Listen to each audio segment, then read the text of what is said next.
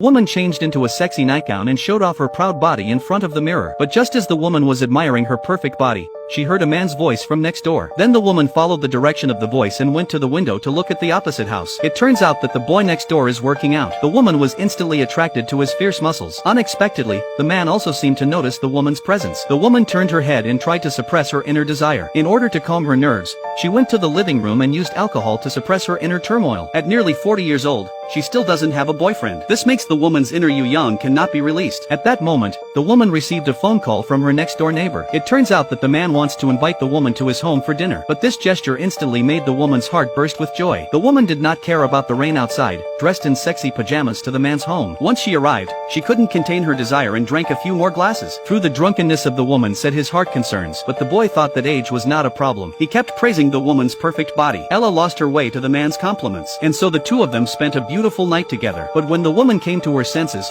she didn't know what to do. As much as she liked Mark, she couldn't be with him. Mark was a bit anxious and told Ella to stop worrying about what other people thought and to be happy as long as they were happy. However, no matter what he said, Ella's attitude was very firm. But Ella didn't realize that Mark's love for her wasn't just a whim. In order to get close to her, Mark even transferred to her class. The moment she saw Mark, Ella was stunned. She rushed to catch up with the headmaster and hoped that Mark would be transferred to another class. Instead, the director said that Mark's grades were good and that it would be better for Mark to stay in her class. Ella's heart was full of reluctance, but there was nothing she could do about it. What she didn't expect was that Mark would send her flowers in the open.